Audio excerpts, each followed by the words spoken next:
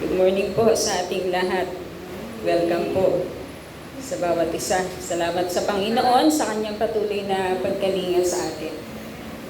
Thank you, Lord. So last 2 weeks ago, sinimulan po natin yung ating series na Know God in the Midst of Pandemic. Or kilalanin mo ang Diyos sa gitna ng pandemya. Review po natin ang konti atin ang napag-aralan ng mga raan. Ate Joyce, yung isa, yung number 3. Basta yan. Pero nandiyan na rin yun.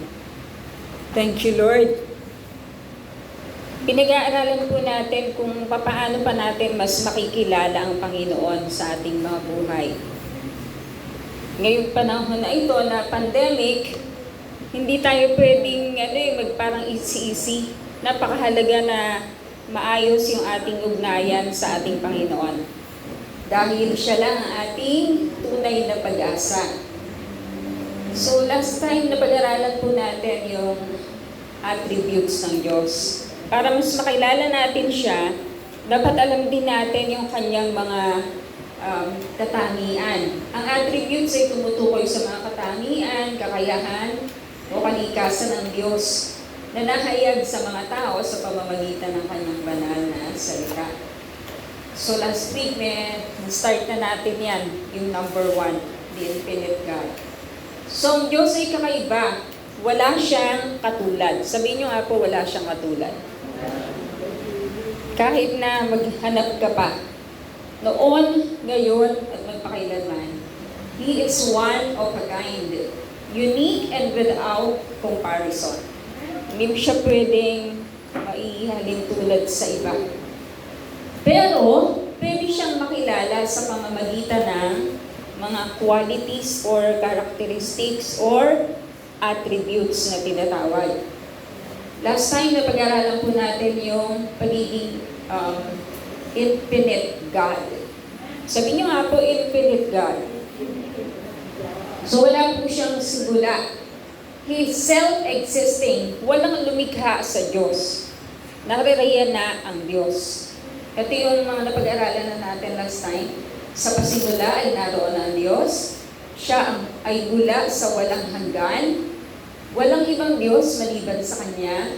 Siya noon at sa habang panahon. Number 4, siya ay palaging naroon, naririto at sa darating na panahon. Hindi mo siya pwedeng ikulong sa isang panahon.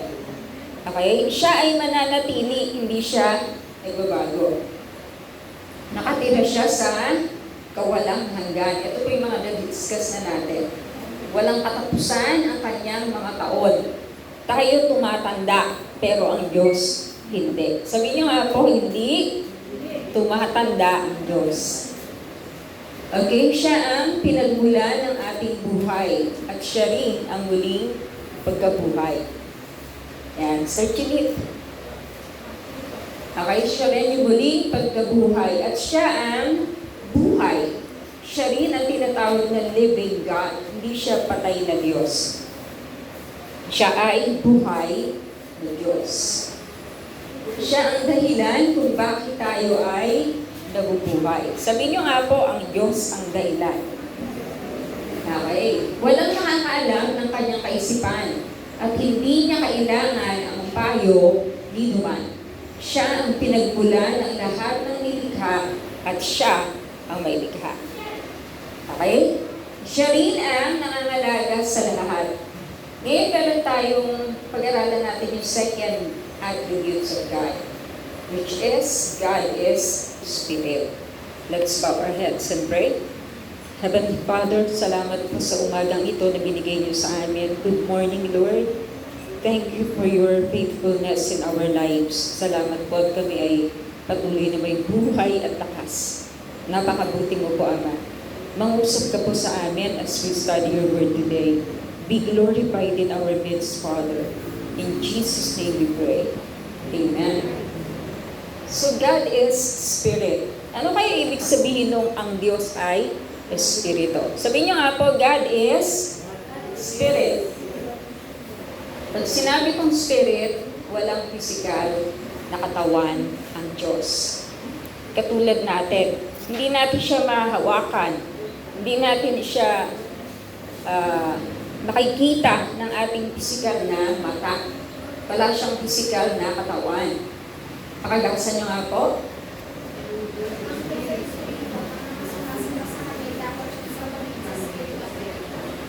Okay? So, ang Diyos ay Espiritu. Nung bata pa ako, hindi ko pa yan alam. Kasi meron akong mga nakikitang Diyos na akala ko, yun nga yun. Pero, sabi pala sa Biblia, John 4:24,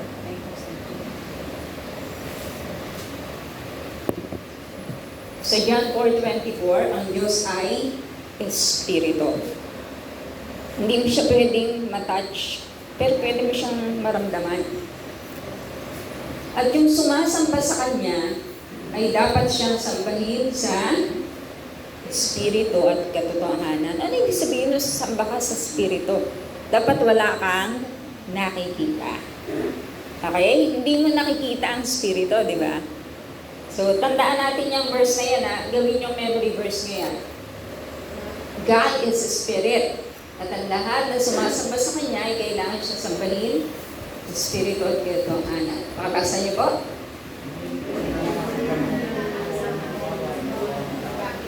Yan. Hindi ko rin yan alam noon. Di ba pare-pares naman tayo. Kasi akala natin gano'n. Pero anong sabi sa Acts? Pakabasa niyo po. Ang Diyos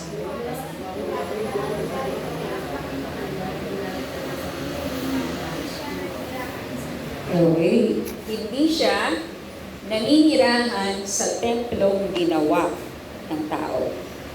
Halimbawa, gumawa ka rin ng image. Sabihin mo sa Diyos, tumira ka yan, Lord. Hindi pwede. Hindi siya tumitira sa mga gawa ng mga tao. Dati hindi natin yan alam. Pero mahalagang malaman natin. Okay? Mahalaga yon. Hindi lahat ng alam natin o kinagisna natin ay tama. Marami sa kinagisna natin ay hindi tama. Kasi matagal na itinago ang Bible sa ating mga ninuno. Hindi nila yan binabasa. Kaya kung ano lang sabihin sa kanila ng mga Espanyol, yun lang ang pinakikinggan nila. Kasi hindi nila alam ang salita ng Diyos. Pero ngayon, hayagin na ang salita ng Panginoon. So tandaan niyo po yan. Hindi siya tumitira o nananahan sa rebulto o sa anumang gawa ng tao. Sabi rin sa Acts 17:29, sapagkat tayo'y mga anak ng Diyos, huwag nating akalain na ang kanyang pagka-Diyos ay mailalarawan ng ginto, pilak, o bato, na paawang likha ng isip at gawa ng kamay ng tao. Ngayon, marirealize na natin yan Kasi ginagawa ng pala yun ng mga taong skillful, mahusay maglilok o mag-shape. Yung iba nga talagang purong ginto pa ang ginamit nila Pero, ganun pa man, tandaan natin na hindi mo pwedeng ilarawan o gawin ang Diyos sa pamamagitan ng iyong isip o kamay. Ano pa? Galit ang Diyos. Hindi rin natin yan alam noon. Galit ang Diyos sa pagsamba sa Diyos-Diyosan o sa mga larawan o rebulto. Pakabasa niyo po.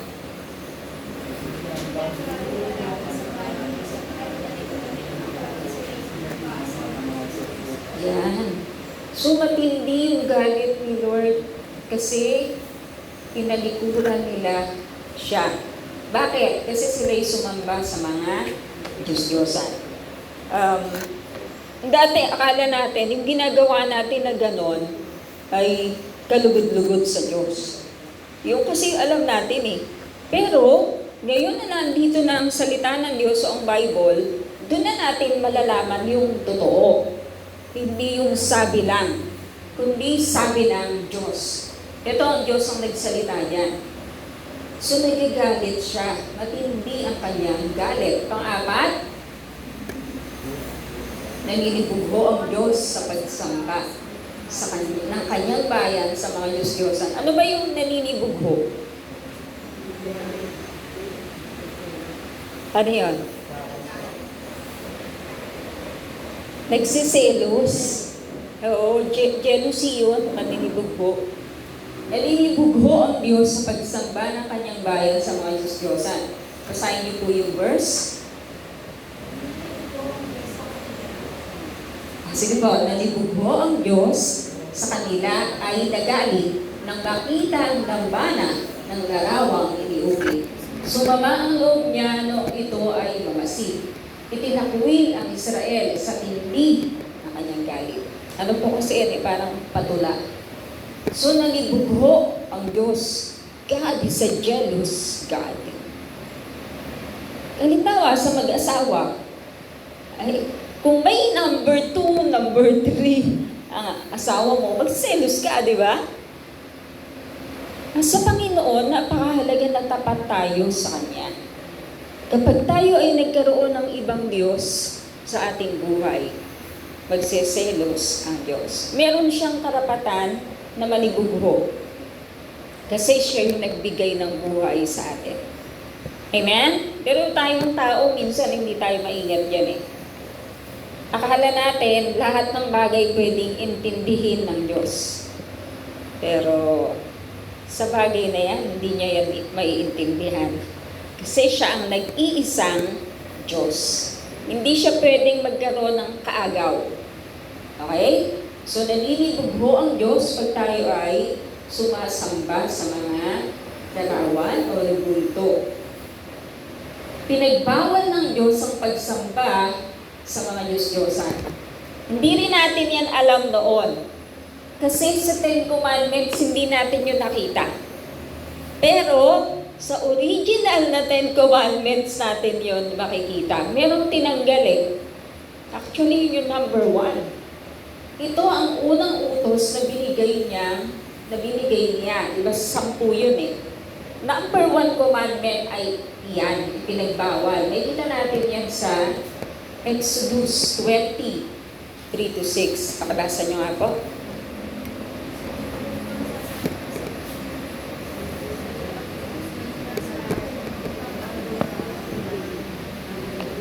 Makikita pa po ba? Sige. Huwag kang sasamba sa ibang Diyos maliban sa akin. Huwag kang gagawa ng imahe ng anumang nilalang na nasa langit, nasa lupa, o nasa tubig upang sanggahin. Huwag mo silang yuyukuran, hindi sasambahin, sapagkat akong si Yahweh na iyong Diyos ay mapanibughuing Diyos. Ang kasalanan ng mga magulang ay sinisiliko sa kanilang mga anak. Hanggang sa 3, pati 4, isaling lahi. Ngunit, pinagdarama ko ang aking pag-ibig sa libu-libong saling lahi ng mga umiibig sa akin at tumutupad sa aking mga kautusan. Alam niyo na po ba yan noon pa? Noon hindi. Kasi nga, hindi na yan nakasama eh.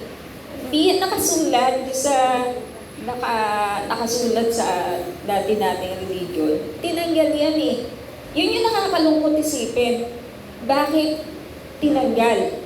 Nasa Biblia pala. Nakasulat pala na malinaw. So yung mga tao tuloy, akala nila, okay lang yung sumamba ka sa mga rebulto. Pero yan pala yung number 1 sa 10 commandments. Sabi ka pa number 1. Kasalanan yung natanggalin o bawasan yung 10 commandments na yan. So napakalinaw huwag gagawa ng anumang imahen sa langit man. Nandun sa langit, nandun si Jesus. Gawa tayo ng image ni Jesus. Bawal yun. Okay? Alam niyo ba kung bakit si Jesus ay hindi pinanganak sa ating panahon? Oo. Kasi kung pinanganak si Jesus sa panahon na ito, makikita siya, mapipicturean siya. Diba? Baka titiyak nila na etong picture ni Jesus, ay lalo nilang sasambahin yun. Kasi sa ngayon nga, hindi mo tiyak. Sabi niyo nga po, hindi tiyak. Kasi wala namang camera pa noon. At wala rin nakaisip na i-drawing o ukitin si Jesus, yung kanyang image. Kasi ayaw nila kay Jesus. Diba? Yun yung matindi ron eh. Kaya hindi nila pinag-aksayahan ng panahon na iukit. Kasi yung mga iba meron eh. Meron silang mga sculptor. Pero si Jesus, wala. Well, talagang ginawa ng Diyos yun na mangyaring ganon. Kasi para hindi sambahin ng mga tao ang larawan. Okay? So bawal kahit na mga tagalangit o tagalupa, di ba? O sa tubig. Kumbaga sakop niya lahat, hindi pwede. Kahit na sabihin mo, ito talaga yung itsura niya. Sige nga. Kahit na nga mapatunayan mo na yan talaga ang itsura niya, hindi pa rin papayag ang Diyos na isambahin sa larawan. Okay? Kasi ang Diyos ay Espiritu. Well, si Jesus nagkatawang tao siya. But it doesn't mean na yung kanyang larawan ay pinahihintulutan ding sambahin. Kahit na yun pa talaga, 100%. Although, imposible naman eh. Wala naman talagang nakaalam. Okay, so hindi mo sila pwedeng lumuran. Lumulod ka, sabi ng iba. Hindi naman ako sumasamba. Nag-aalay lang ako ng ganito, ng ganyan. Lumuluhod lang ako, nagpe-pray lang ako. Lahat ng sinabi mo ay pagsamba. Yun ay kapahayagan ng pagsamba. So ayaw ng Diyos na ibibigay natin yun sa iba. Yun ay tanging sa Kanya lang. Sabihin nyo nga po sa Kanya lang. So maganda i-take notes nyo yan para meron kayong pruweba. Kasi nasa Bible talaga yan. Hindi natin yung ginawa. Yan ay ginawa ng Diyos na napakatagal na panahon. Kaya lang nga tinanggal. Sabi din sa Leviticus 26:1, huwag kayong gagawa ng mga Diyos-Diyosan o magtatayo ng mga inukit na rebulto o sagradong haligi o mga batong lugisan upang sabuhin sa inyong lupain. Ako si Yahweh, ang inyong Diyos. Mahalaga yan na malaman natin that God is Spirit. Dapat alam mo yung katotohanan na ang Diyos ay hindi siya katulad ng tao. Again, bagamat si Jesus nagkatawang tao, pero originally, Spirit siya. Sabi niyo nga po, Spirito. Okay? Kinailangan niyang magkatawang tao para tubusin ang kasalanan ng mga tao. Napakahalaga nun kasi kung hindi siya magkakatawang tao, wala tayong pag-asa. Mamamatay tayo at diretso tayo sa impyerno. Wala tayong pag-asa. Pero dahil mahal tayo ng Diyos, gumawa siya ng paraan para tayo magkaroon ng pagkakataon na makabalik ulit sa Kanya. At yun ay sa pamamagitan ng ating Panginoong Jesus. Number 6. Pabasa niyo po. Lumayo. Ano kaya ibig sabihin ng lumayo? Hindi ka sumali, hindi ka makisama. Sabi sa unang Korinto, kaya mga kapatid, lumayo kayo sa pagsamba sa Diyos-Diyosan. Mga anak, lumayo kayo sa mga Diyos-Diyosan. Hindi magandang tingnan na ikaw ay mananampalataya at naroon ka sa lugar na nakapaligid sa iyo ay mga Diyos-Diyosan. Hindi mahala, hindi yun maganda. Nais ng Panginoon na tayo ay lumayo. Sabihin niyo nga po, lumayo. Ito, mahihirapan kayo, pero salita ng Diyos yun eh. Bakit? May binyag, dinang ka. Pupunta ka din doon. Diba? May kasalan, ikakasal sa malaking simbahan. Pupunta ka din doon. Pero merong salita ang Diyos, sabi niya, lumayo. Sabi niyo nga po, lumayo. Pag sinabing lumayo, lumayo, as in far away. Diba? Far from you. Hindi yung lumapit ka pa.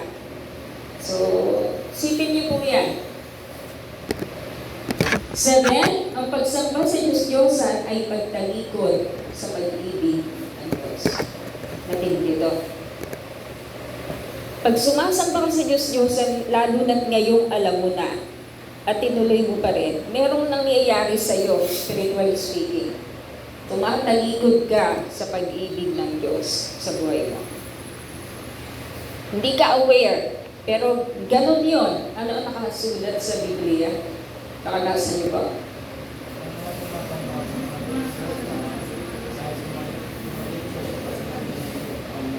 In English, those who cling to worthless idols turn away from God's love for them. Whether you like it or not, yun yung nangyayari kapag ikaw ay nag-worship sa idols. Iniiwan mo o tinatalikuran mo ang pag-ibig ng Diyos sa iyo. Ang pag-ibig ng Diyos ay nahayag sa pamamagitan ng ating Panginoong Jesucristo. Siya yung God's love manifested, si Jesus. Inalay niya ang kanyang sarili sa atin. Kapag ikaw ay sumasamba sa mga nakikita mo, tinatalikuran mo mismo ang Panginoon. Hindi yun simpleng bagay. Hindi, sama lang ako sa friends ko. Kasi nandun sila kaya nandun din ako. Mag-isip ka ulit. Kasi merong sinabi ang Biblia, lumayo ka. Pangalawa, kapag ikaw ay nag-claim o nagtitiwala, as in meron kang something na memorabilia o bagay sa'yo na nilalagay mo sa'yo o lagi mong dala, tinatalikuran mo ang pag-ibig ng Diyos kapag sa bagay ka nagtiwala. Hindi natin sinasang-ayunan kahit yung mga amulet, yung mga anting-anting, yung mga aswerte, kasi yun ay kasama doon. Ang ating proteksyon at pag-iingat ay ang Diyos. Wala sa mga bagay na ating sinusuot. Okay? Wala sa mga bagay na ating inilalagay sa ating bulsa, sa ating wallet, sa bahay, may dekorasyon ka na. Ito pantaboy ng tuwan ng kapatid. Hindi. Walang ibang magtataboy sa masamang spirito kundi ang Diyos. Hindi rin yung nakakalungkot isipin. May ibang tao na bumibili pa sa internet yung mga Diyos-Diyosa ng ibang bansa. Ilalagay niya sa kanyang bahay kasi daw swerte. Ako, nakakalungkot yun. Hindi ko alam kung alam niya na curse yung daladala niya sa bahay. Hindi blessing, kundi sumpa. Okay? Alam mo pala na yan ay sinasamba nung panahon ng siglo, whatever. Tapos bumili ka pa. Ito pala yung sinasamba ng mga Egypto. Bumili ka ba? Tinago mo sa bahay mo. Nangolekta ka. Naku, mga kapatid, pananaanan yan ng demonyo. Mga Diyos-Diyosan yan na gusto ng demonyo. Pero ang Diyos, hindi. Huwag mong sabihin, ito antik to. Ito yung Asherah pole. Ito yung sinasamba ng mga Israel sa yung Ahas. Hindi, mga kapatid, walang sinasamba ang Israel. Yung totoong Israelita na sumusunod sa Diyos, wala silang sinasambang nakikita. Kasi ang Diyos ay hindi nakikita. Sabihin niyo nga po, Espiritu. Isang salita, Espiritu, pero ang daming koneksyon sa ating buhay. Na dati hindi natin alam. Na tayo ay nalinlang, pero yung ating ninuno, nalinlang din. Hindi rin nila alam eh. Kasi nga, itinago sa kanila. Okay? Yun yung dun eh. Yun yung nakakalungkot dun. So, tandaan mo yan, ang pagsamba sa Diyos-Diyosan ay pagtalikod sa pag-ibig ng Diyos. What else? 8. Ang mga sumasamba sa Diyos-Diyosan ay matutulad sa mga ito. Sabi sa Psalms 135:15. Yung mga idols, pag sinabing idols, hindi yan yung sinasabi ngayon na, ano ba? Na idol. Binabaliktad nila yan, ang patawag daw. Lodi. Yan. Alam niyo ba sa Bible, bad word yung idol? Ngayon, parang naiba na yung kanyang no? Pero it's a bad word. Kasi idol means Diyos-Diyosan. Okay? So dito sabi, ang mga Diyos-Diyosan ng ibang bansa ay mga pilak at ginto na gawa ng mga kamay ng tao. Meron silang mga bibig, pero hindi sila makapagsalita. May mga mata, subalit hindi makakita. May mga tenga, subalit hindi makarinig. At wala ring hininga sa kanilang mga bibig. Ang mga taong gumawa sa kanila ay magiging tulad nila. At sila rin na nagtitiwala sa kanila. Nakawin niyo po yan? May mata ka, hindi ka naman nakakakita. Yun yung mga idols yun eh. Yun ang idols, yun yung mga imahin. May mata, hindi nakakakita. May tenga, hindi nakakarinig. Kasi nga, statwa lang. Wala talagang buhay. May bibig, pero walang hininga. Ang mga taong gumawa sa mga bagay na iyon ay magiging tulad din nila. At yung mga taong nagtitiwala sa mga bagay na iyon ay magiging tulad din nila. Walang buhay. Hindi nila mararanasan yung tunay na buhay kasi ang Diyos lang ang nagbibigay nito. Kumbaga nabubuhay ka pero actually wala sa iyo yung tunay na buhay. Sino ba yung tunay na buhay? Ang Diyos. Remember? Napag-aralan natin noong nakaraan, the infinite God is the life, the source of every life. Hindi mo mauunawaan ang halaga o kahulugan ng buhay kapag ikaw ay nagtitiwala o sumasamba sa mga idols. Kasi mabubulag ka rin. Yes, bulag ka sa katotohanan. Hindi mo alam na mali yung ginagawa mo. Sinasabi na sa iyo yung Word of God, eto, pakinggan mo. Nakakarinig ka, pero bingi ka sa katotohanan. Nakuha niyo po yun? Yung ina-idol niya, nagiging katulad niya. Nakakakita siya, pero bulag siya spiritually. May pandinig siya, may tenga siya, pero hindi niya pinakikinggan ang salita ng Diyos. Doon yun inihalin tulad eh. May hininga siya, pero hindi niya mararanasan ang tunay na buhay. Kasi hindi mananahan sa kanya si Jesus. Nakuha niyo po yan? Totoo, sinasabi ng Biblia. Bagamat religious ang tao, share mo sa kanya ang Word of God. Naririnig niya, pero bingi siya sa katotohanan. May isip siya, pero hindi niya maintindihan. Diba? May mata siya, pero spiritually, bulag siya. Hindi niya ma-realize na mali ang ginagawa niya. Dati tayong ganon. As in, dati tayong ganon.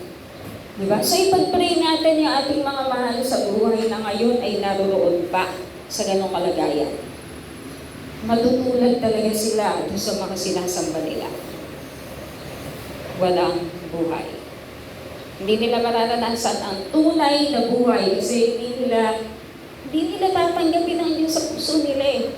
Kasi meron na silang mga Diyos. At patuloy na dumadami yun. Kanina nandun ako sa naghintay ako kay Tiana, naririnig ko na yung misa eh. Dami talagang tinatawag ng mga Diyos. Iba-iba. Doon nalulungkot ang Panginoon. Kasi ang Diyos ay nag-iisa. Di ba sa napag-aralan natin last time, hindi siya pwedeng madagdagan. Hindi rin siya pwedeng mabawasan. Sabi niya, before me, there was no God formed, nor there will be after me. Wala na. Sabi niya nga po, isa lang ang Diyos. Nananayag sa Ama, sa Anak, at sa Banal na Espiritu. Pero hindi sila tatlong Diyos. Okay, again, another topic yan. Iisang Diyos yan na nahayag sa tatlong persona. Pero magkakaiba yan. Pero yan ang bumubuo sa iisang Diyos. Okay? Yan. Number 9. Pabasa po.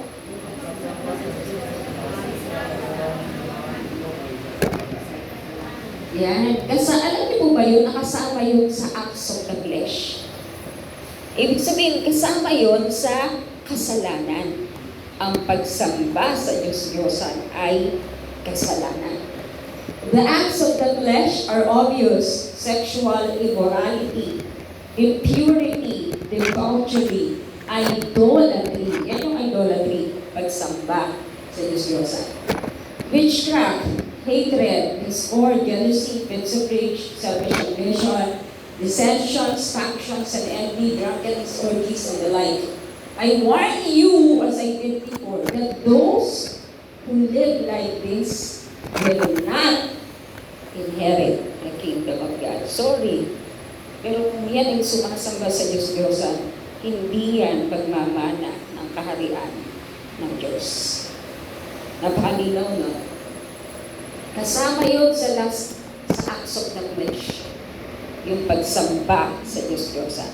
Kahit na sabihin mo, super religious, kahit na super religious, kasama yan, no? Hindi makakapasok sa kaharian ng langit. Hindi magmamana ng kaharian ng langit. So, panalangin mo, kung ikaw nga nakakilala sa Diyos panalangin mo na nawa kung iipuin din ni Lord yung tao na yun. Yun lang talaga yung pwede natin gawin. Hindi natin pwede ipuwersa ang salita ng Diyos. Hindi natin pwede ipagsiksikan sa Kanya kasi nga may tenga siya pero baby siya. Okay? Kahit ano gagawin natin, mag-pray ka na lang. Na-sharean mo na, very good. Pero kung hindi niya tinanggap yung shinare mo, huwag yan na makapagtalo. Panalangin mo na lang sa Panginoon. Sabihin mo ito sa Kanya. Kasi alam niyo, someday, kapag namatay yung tao, yung sinisharean niyo, yung word of God ang pupulaga sa Kanya At wala siyang may isasagot kasi totoong sinabi mo sa Kanya yung word of God. Kasi buhay ang salita ng Diyos. Pag ang tao namatay na, huhusgahan siya ng mga salita ng Diyos na narinig niya, na hindi niya pinakinggan. Kasi may power ang word of God. Remember, langit at lupa ay lilipas. Subalit ang salita ng Diyos ay mananatili magpakailanman. Matindi yun. Pag salita ng Diyos, hindi mo pwedeng sabihin hanggang mundo lang. No. Hanggang sa kabilang buhay, andun yung salita ng Diyos. Okay? Yun ang magpapatunay ito sa tao na hindi na pinakinggan ang word of God. At wala siyang magagawa kundi sabihin, oo. Kasi narinig niya talaga. So, huwag mag-atubili, i-share. Kasi may power yung sinishare mo. Tayo na tao, sa sarili natin, wala. Pero, yung salita ng Diyos na sinishare mo, may kapangyarihan. Okay? The Word of God itself has power. Di ba sabi ni Lord, let there be light. Nagkaroon ng light. Sa salita ni Jesus, pag sinabi niya sa demonyo na lumayas ka, layas.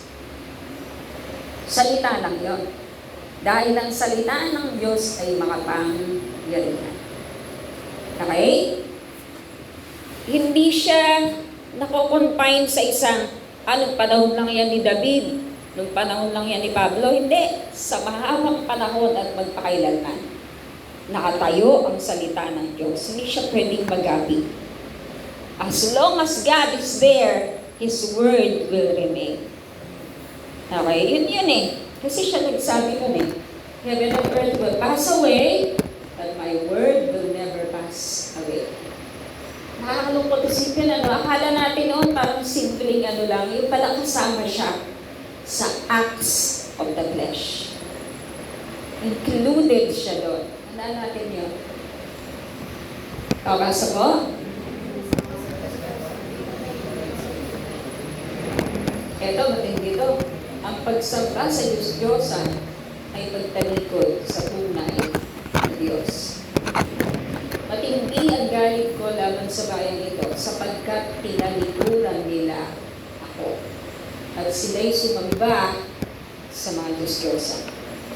Lahat ng mga tao na sumasamba sa Diyos-Diyosan ay tumalikod sa tunay na Diyos. At karamihan sa mga iyan ay hindi talaga nila alam. Kasi ang akala nila, tama yung ginagawa nila. Kasi na yung kinamulatan. Kaya napakahalaga na ang salita ng Diyos ay maibahagi, ma-share.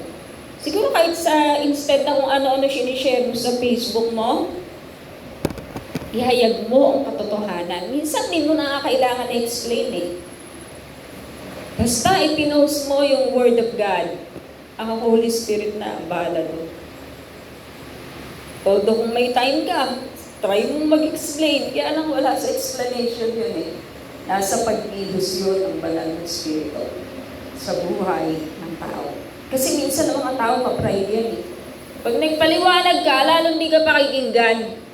Kasi sabihin niya na napaniwala mo siya sa galing mong magpaliwanag. Eh, hayaan mo lang siya. Basta ibigay mo lang sa kanya yung Bible, pabasa mo lang sa kanya. Bahala na si Lord. Kasi nga, hindi siya tatanggap na mas magaling ka kaysa sa kanya. Di ba? Minsan gano'n. Ayaw niyong paniwalaan ka kasi sinasabi mo yun. Siya mo magsalita. Babasa ko sa kanya. Ito, hindi ako nagsabi nito ha. Ayan, sabi niya Diyos yan. Gano'n na lang. Wala nang pagtatalo. Mapalad siya kung makakilala siya kay Lord. Kung hindi siya makakilala kay Lord, sorry na lang talaga. Kasi hindi natin pwedeng ipilit yun. So tandaan natin yan ha, ang pagsamba sa Diyos-Diyosan ay pagtalikod sa tunay na Diyos. Automatic yun. Sabi rin sa verse, 2 Kings 17, they forsook all the commandments or the commands of the Lord their God and made for themselves two idols. Idols cast in shape of calves and an Asherah pole. They bow down to all the starry hosts. Ayan. Ang dami nila sinasamba, pati yung mga araw, mga bituin, mga buwan. Sinasamba rin nila yan. At meron pa sila sinasambang Baal.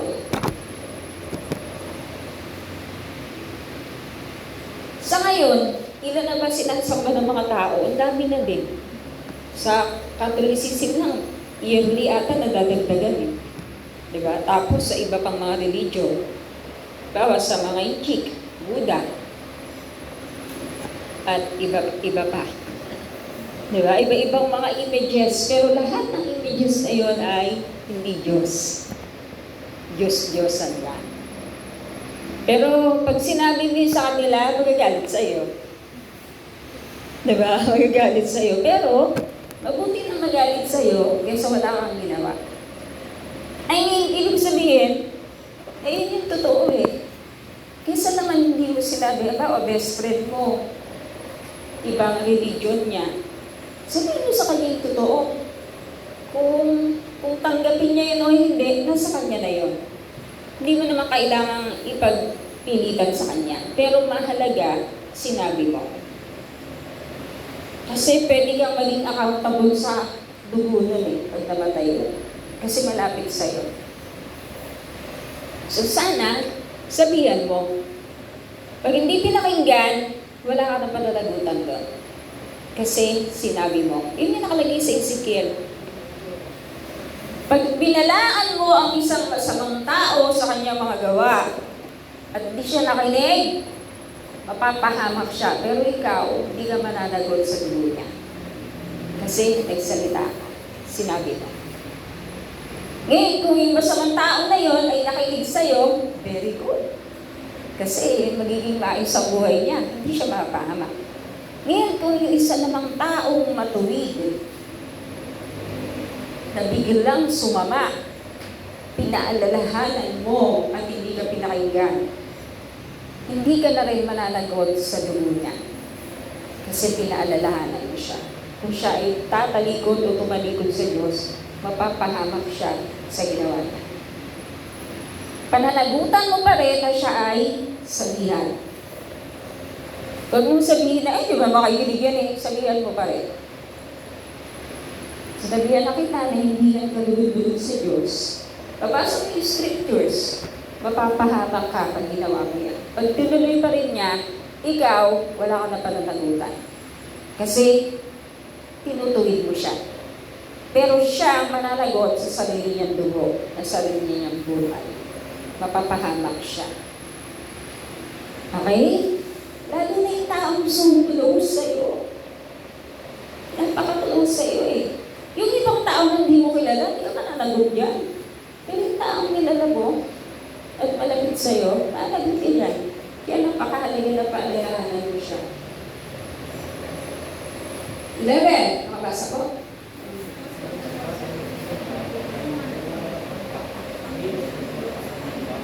Ito, matindi to.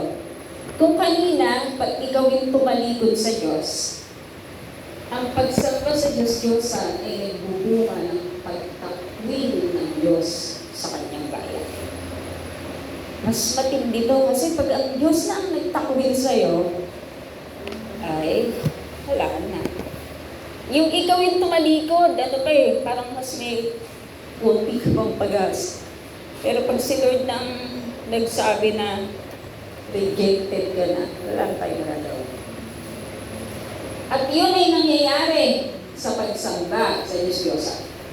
They sacrificed their sons and daughters into the fire. Alam niyo po ba noon, yung mga anak nila, hinahandog nila, sinusunod nila doon sa mga Diyos-Diyosan nila. Ganun sila katindi. Yung mga anak nila, minsan nga mga babies pa eh. Tinatapon nila doon sa nag-aapoy kasi alay nila. Galit na galit ang Diyos sa gano'n. Na nakakalungkot pero gano'n ang gawain ng mga sinaunang mga tao. Hanggang ngayon yata meron pa rin mga Satanists. They practice divination. Yan, gumagamit sila ng mga black magic, sorcery.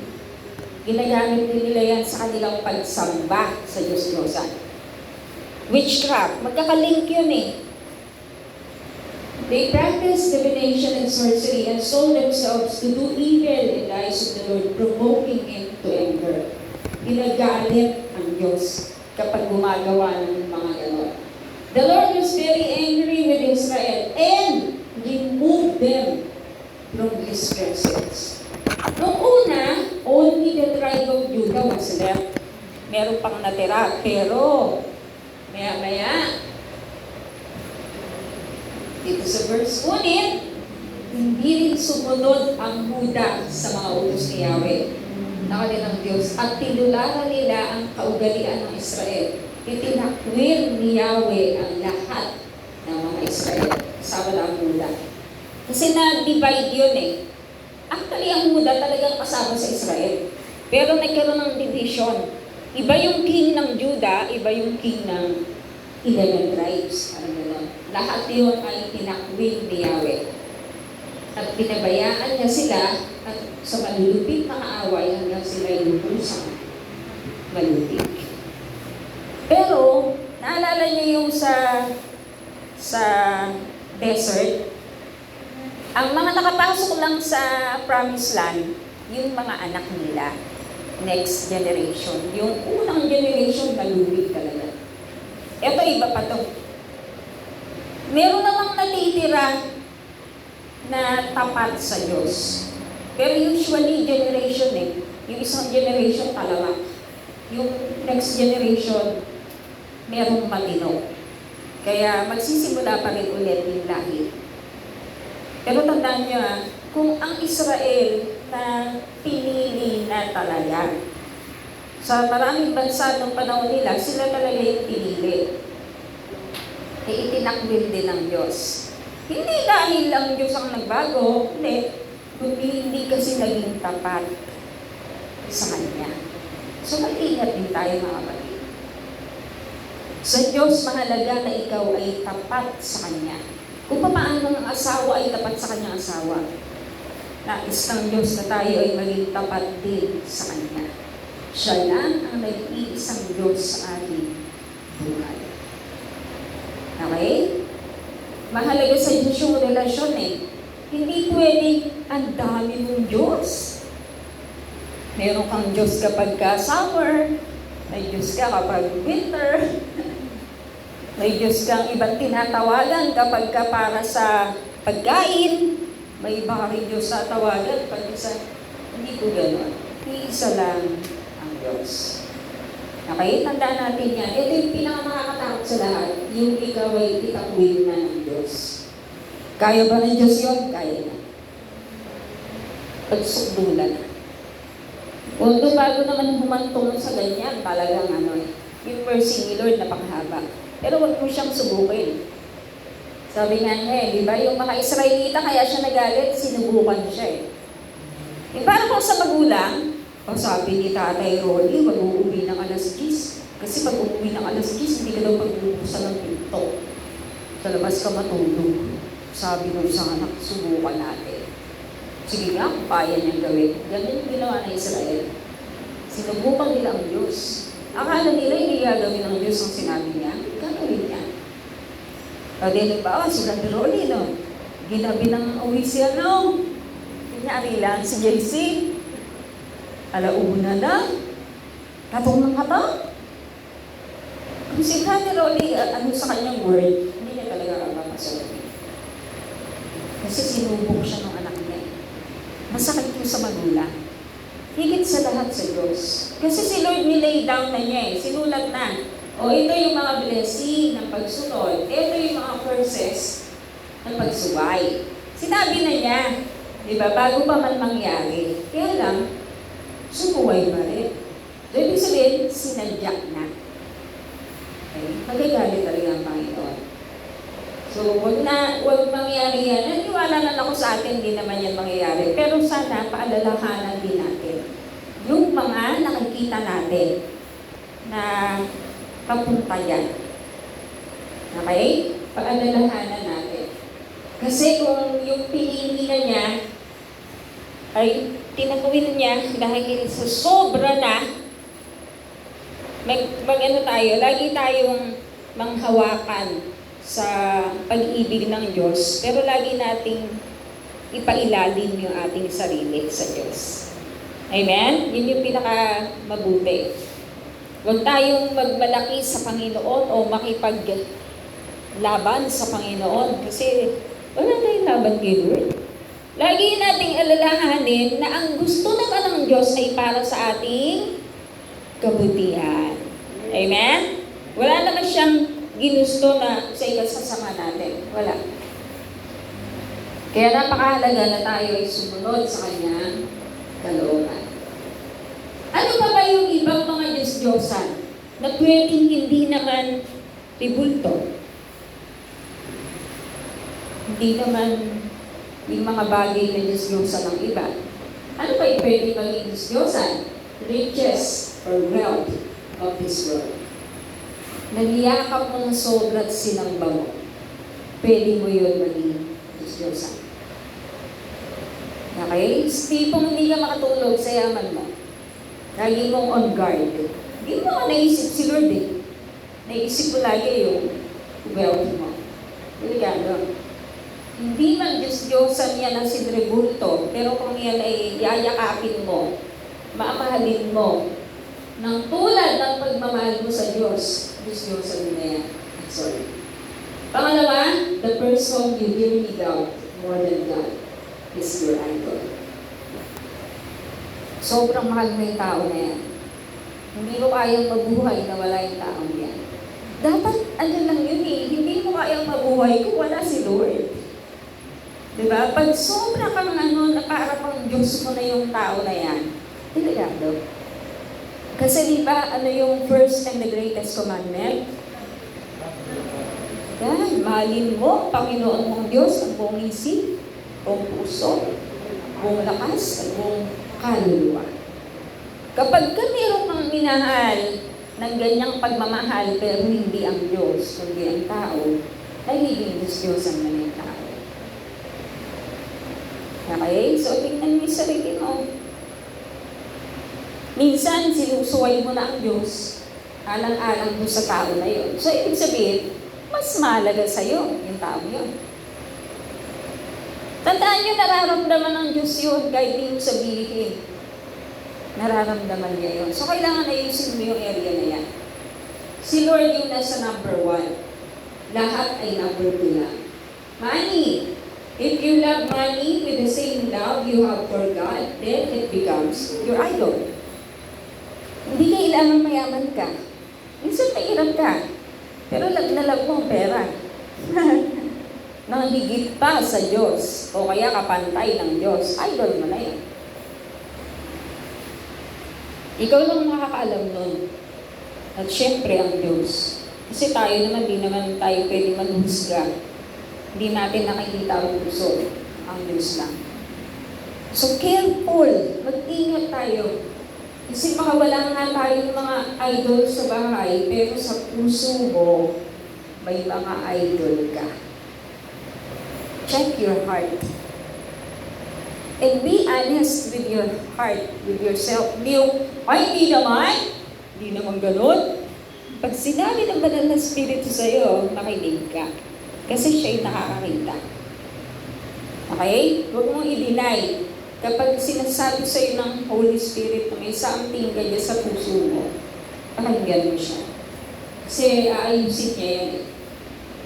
Or, anything that you put before God or above God becomes the first in your life. Therefore, it becomes your idol or God. Anything, pwedeng trabaho, pwedeng yung bagay na favorite mo na ayaw mong mahawakan nino man. Paano bang ganon? Pinakaingat-ingatan mo. Nagagalit ka kapag tinignan o ano, whatever, anything. Sabi niyo nga po, anything. Kahit ano. Pwede mo maging Diyos-Diyosan kung iibigin mo yan ng sobra-sobra. Even your beauty, your talent, your intellect, your skills, that you so brag about yourself. Magaling ako. Siya, ikaw na. Ikaw na ang number one. Ay, hindi. Sino yung number one? Remember si Satan, si Lucifer? Bakit siya nahulog? Because of kanyang beauty, wisdom, wealth. Mababasa niyo yun sa Ezekiel. Napakaganda niyang guardian cherub. Napakatalino niyang angel. Although hindi naman siya lang. Pero binigay sa kanya ng Diyos yun kasi may purpose. So dapat makita mo yun, hindi sa sarili mo na magaling ka, kundi may purpose ang Diyos. At kanya binigyan niyang ganyang talino kasi may purpose siya sa'yo. May ipapagawa siya na kakailanganin mo yung talino yan. Okay?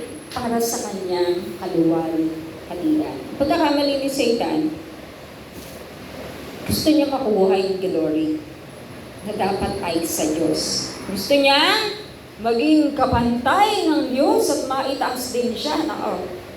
Yan yung dapat na inaagapan mo sa sarili mo. Kasi kung yung angel niya, walang kasalanan, sumiksik sa isip niya yun. Ikaw din na tao, guard your heart. Okay? Ingatan mo ang puso mo, huwag mo pabayaan makapasok niya ng pride, arrogance, worship sa sarili mo. Dapat di makapasok yan in Jesus' name. Ikaw yung sasawatan yan. Okay? Ikaw yung dapat sumawatan yan. Submit yourself to God. Resist the devil and he will flee from you. So dapat submitted ka lagi kay Lord. All the glory you give to God. Eh Lord, kung wala ka naman, wala naman lahat ito. All the glory belongs to you. Thank you, Lord. Amen? Dahil ganon. Pakakasan niyo po yan. Ano ang bagay?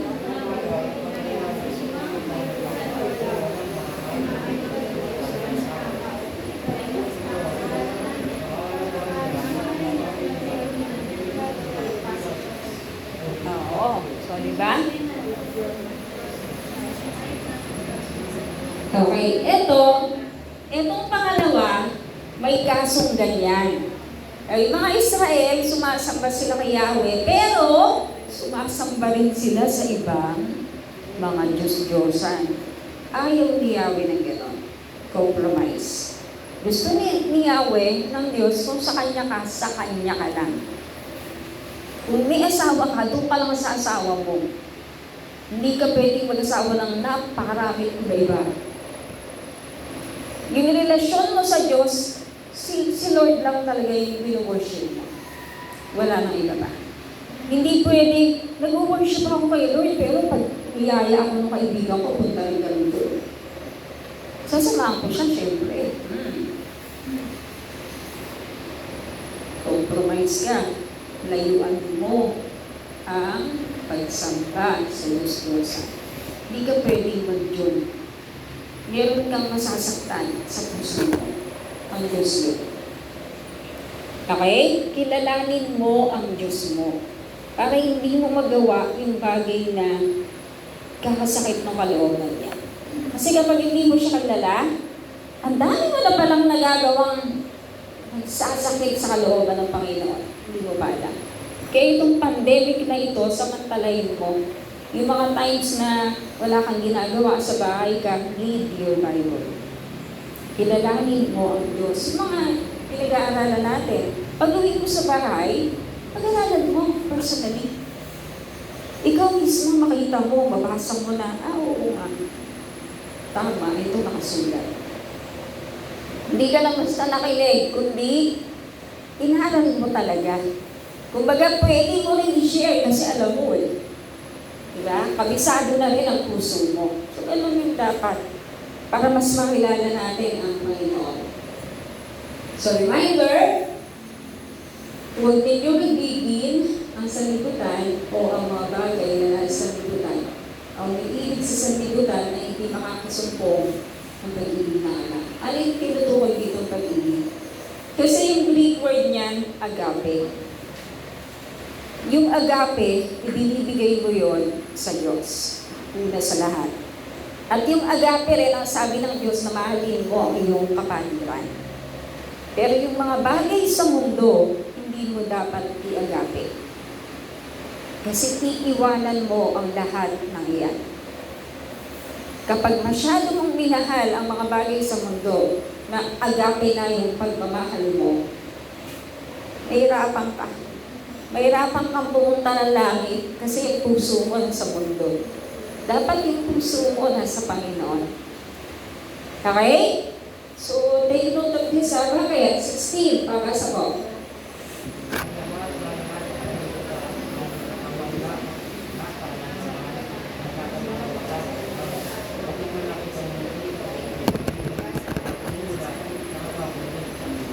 Yan na yung tinukoy. Ano ba yung nasa sanlibutan na tinutukoy? Ito yun.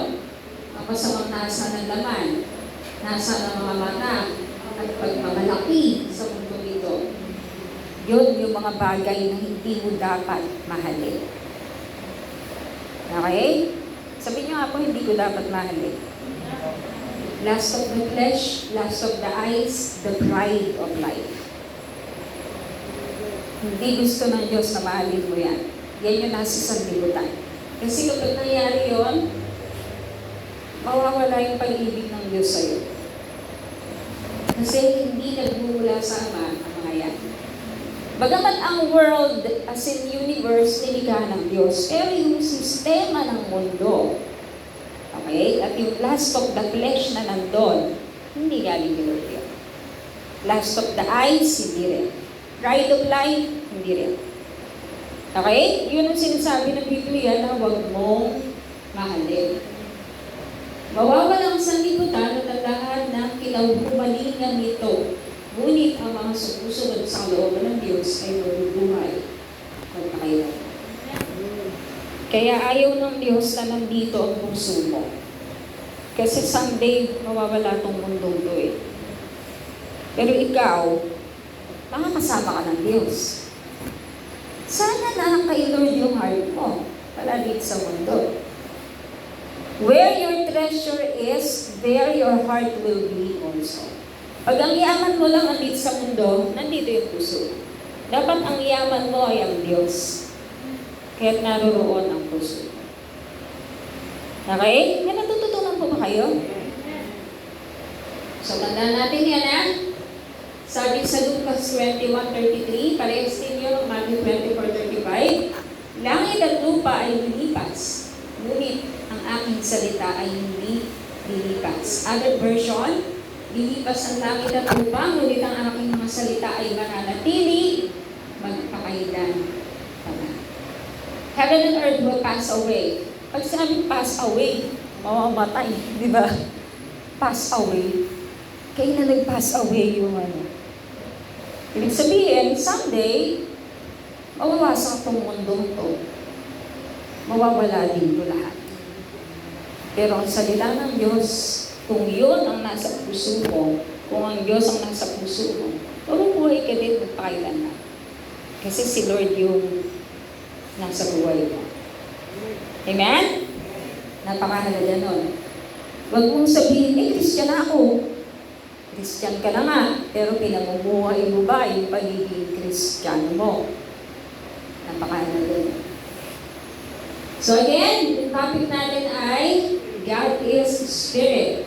Ang Diyos ay Espiritu, ang mga sumasama sa Kanya ay dapat siyang sambahin sa Espiritu at katotohanan. So, stop na po muna tayo. Tumayo po tayong lahat. Close lang natin yung ating pag-aaral ngayon. Heavenly Father, thank you po sa iyong mga salita.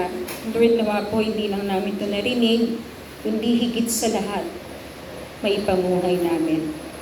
Gamitin mo rin kami, Lord, na instrumento sa aming mga mahal sa buhay. Nawa sa pamamagitan namin, mahayag ang mga salita mo sa kanilang buhay. And we believe, Lord, ang mga salita mo ay powerful enough para mangusap sa kanila. Lord, hayaan mo po ang mga salita mo na pag-aralan namin ngayon ay tumanim sa aming mga puso at mamunga ng sagana sa aming mga buhay upang magdala ng kaluwalhatian sa iyo. Salamat po, Ama, sa iyo po ang mataas-taas ang pagpuri, pagsambat, pagluwalhati, noon, ngayon, at pagpakailanman. In Jesus' name we pray. Amen. Makaupo po tayo. Ngayon po ay First Sunday.